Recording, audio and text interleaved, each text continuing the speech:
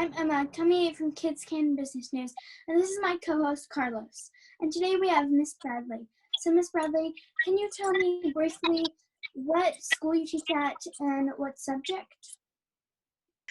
I am Ms Bradley, and I teach 6th grade science over at Lynn Middle School. I coordinate with the other science teachers, so we really discuss what science is for all grades, 6th, 7th, and 8th.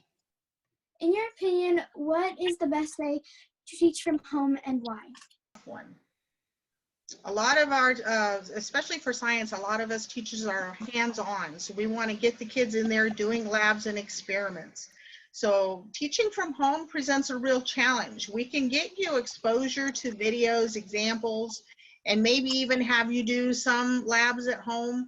But if you have questions or you have difficulty with it, it's harder with us teachers not being there and present when you get to actually engage with your science. A lot of our science instruction now is very student-driven. When did you decide to become a teacher, and why did you choose that profession? That's a tough one too. I came from the medical field. I worked in a medical laboratory for many, many years before I went into education. My son, David, has what's called high functioning autism. He has Asperger's syndrome. And we noticed real big challenges with supporting him in education. So I saw a need for school and got my master's in special education and became a licensed teacher. How do you encourage classroom participation from home? Try and make what I'm looking at fun. So I try and make it a wow factor. Why does this work? This is pretty interesting. I look at what can the kids do that's great, because believe it or not, you all teach me. Sometimes seeing the world through your lens makes things clearer for me. So when I teach others, I can change perspective a little better. I do such things as Legends of Learning, which is a role-playing game that really focuses on the standards. It's tied to the standards that you have to learn, and you have to go on adventures and build skills to be able to finish the adventure itself. We do such games as Cahoots. We do just about anything that's interactive that I can possibly think of. We get creative. So this upcoming segment, this next unit, is going to be about art. And so our lessons in science are going to tie how we make science into art. We have so much activity to do, but no more than academics in a day, so that the family can work on what they need to take care of things at home. So that being said, my focus on my lessons are for fun things. What can I do that are fun that you're going to want to do? So engineering something. Maybe you get to engineer and design an intruder alert system, and you tell me how it works. You get to do science in an investigative way and tell me a new possible solution to a problem. It's anything that I can do that can relate to the student's perspective that they can practice and have fun with. What's your approach to communicating with parents from home? What methods have worked well for you? Communication with home is, it can be through email. I use a program called ClassTag. Quite a few teachers use a program called Remind. The parents sign up for them, and there are alerts that go to their voicemail, texting, or to email. If failing that, I pick up the phone and I call parents and I talk to them directly. I've had quite a few of those.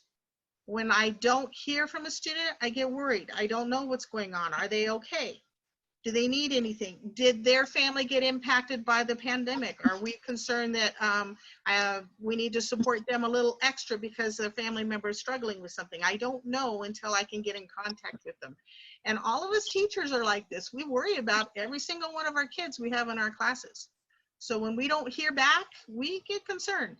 We coordinate with the principals at our school, and they coordinate to try and get a hold of families that we have trouble with, just to make sure everybody is okay.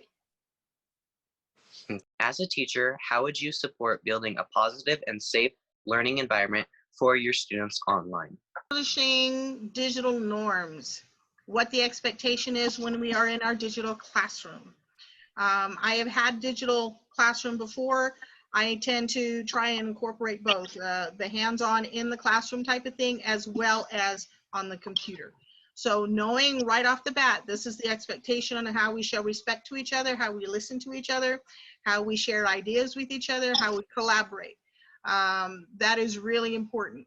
When we do such things as what I'm doing with you right now, a Zoom conference, I use a waiting room and I make sure that those that are coming into my room are those that are a part of my class. Okay, if I have a guest, that's different. I'll let my guest in, but I'm very protective of my kiddos. So anybody that's going to be working collaboratively with us, I need to know who they are and what their intent is and how we're going to work together. I do try and tie into the community a lot, but at this point in time, since we can't do as much face-to-face, I'm a little more careful of who I do digital conferencing with. So how has novel coronavirus affected your teaching? Our pandemic is a real challenge right now. I do a lot of collaborative work with right now I have Ms. Lucas, who is one of my science teachers, and even Mr. Melvin, who's another one. We will sometimes join each other's digital classes, our Zoom meets, to connect with our kiddos. But it is a lot harder to support some of our students when we can't see each other face to face, where we can't work with each other one-on-one as much. I do offer teacher office hours, but it's surprising how the scheduling on that is hard for us to connect one-on-one with students as much as we would like. Does that? Staying at home and social distancing important even for students who are not at high risk? So I understand the question to be, why is social distancing still important?